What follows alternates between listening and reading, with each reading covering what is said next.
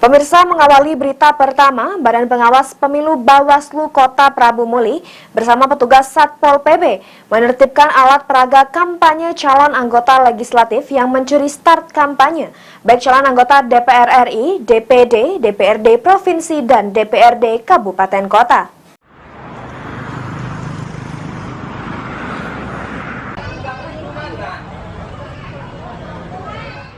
Tim gabungan yang terdiri dari Satpol PP, TNI, dan Polri didampingi Badan Pengawas Pemilu menertibkan alat peraga kampanye yang terpasang sebelum masa kampanye berlangsung di Kota Nanas, Prabu Muli, Selasa 14 November 2023.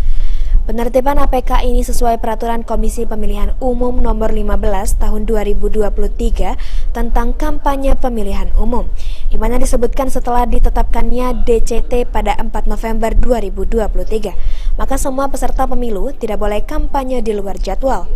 Petugas menurunkan satu persatu APS dan APK yang banyak terpasang di tepian jalan kota Prabu Muli.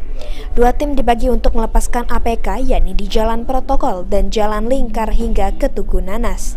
Itu penertiban APK dan APS yang melanggar, karena sudah disampaikan pada hari Jumat yang lalu bahwa pada hari ini akan dilakukan penertiban, dan pada hari Jumat yang lalu itu dihadiri juga oleh kawan-kawan dari partai politik dan juga dari pihak kepolisian, Pol PP, dan Koramil.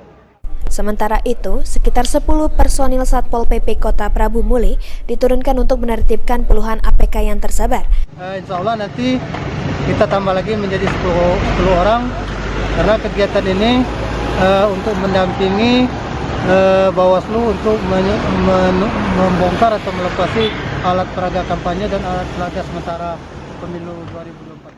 Bawaslu Kota Prabu Muli mengimbau kepada seluruh partai politik dan seluruh peserta pemilu agar sejak tanggal 4 sampai 27 November 2023 untuk tidak melaksanakan aktivitas kampanye sebagaimana yang diatur dalam PKPU.